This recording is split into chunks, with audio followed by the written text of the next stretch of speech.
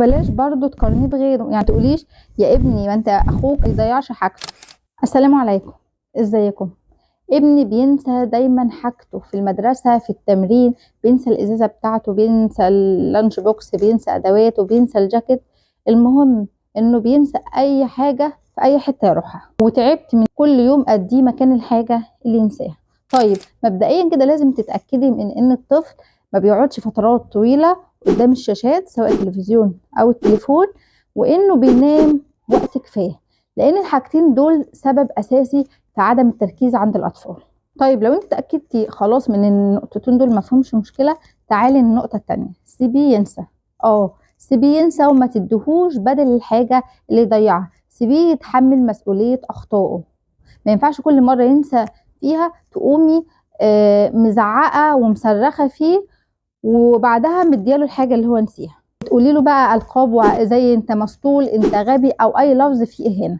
طيب هتعملي ايه لما ابنك ينسى حاجه؟ ما هو انت مش هتزعقي ومش هتضربي، هتعملي ايه؟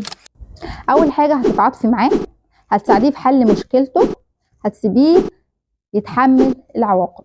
انا عارفه ان الموضوع هيبقى صعب جدا في الاول، خاصه لو متكرر ان هو بينسى كتير يعني، ولكن انت بتعدلي سلوك في المستقبل، بتخلي ابنك عنده مسؤوليه، بتخليه زوج مسؤول، بتخليه شخص مسؤول، بتخليه موظف او في مكان شغله شخص مسؤول.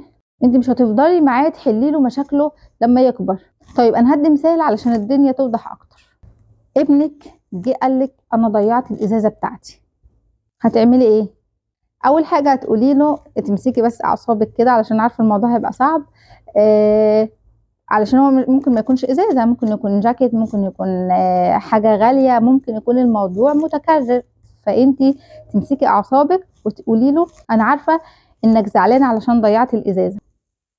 انت كده عملتي اول حاجه، هو التعاطف. بعد كده هتقولي له طيب انت هتتصرف في الموضوع ده ازاي؟ قولي هتحله ازاي دلوقتي علشان ما يحصلش تاني، من غير بقى ذم ولا نقد ولا تأنيب، او من غير ان انت تديله حل. انت بتطرحي الاسئله وهو بيلاقي لها اجابه. ممكن كمان تساعديه اكتر وتقولي له تحب تجيب واحده جديده من مصروفك ولا تروح بالقديمه؟ يبقى ما تحليش المشكله نيابه عنه، ولا تروحي تجيبي له حاجه جديده بدل اللي ضيعها. حاجه بقى مهمه جدا في الموقف ده او في المشكله دي بالذات، ما تجيبيش لاولادك حاجات غاليه. ايوه، في السن الصغير ما تجيبيش لاولادك براندات غاليه، ولا الازاز، خاصه الازايز بتاع المدرسه او الادوات او اللانش بوكس. الحاجات دي بتضيع بسهوله وبتضيع كتير جدا من ولادنا. فهاتيله حاجات رخيصه علشان انت نفسك وانت بتتعاملي مع الموقف تقدري تاخدي الخطوات اللي انا بقولك عليها. لان لو حاجه رخيصه هتقدري يعني تيجي على نفسك وتتعاملي بهدوء، لكن لو حاجه غاليه غصب عنك انت هتنفعلي على ابنك. لما بقى يقعد فتره ما يضيعش حاجه، ان شاء الله حتى يومين ثلاثه، امدحيه وقولي له شاطر، انت بقيت بتحافظ على حاجتك. وبلاش برضو تقارنيه بغيره، يعني تقوليش يا ابني ما انت اخوك او اختك اصغر منك وما بيضيعش حاجته. مشكله فعلا الجيل ده عدم التركيز، وده بسبب الشاشات اللي بيقعدوا قدامها وقت طويل جدا، بتخليهم مش مركزين في اي حاجه. ممكن برضو اللي هيساعدك في حل المشكله او هيساعدك في التركيز عموما انك تجيبي تمارين للتركيز وتعمليها مع اولادك. واخيرا عليك بالدعاء. السلام عليكم.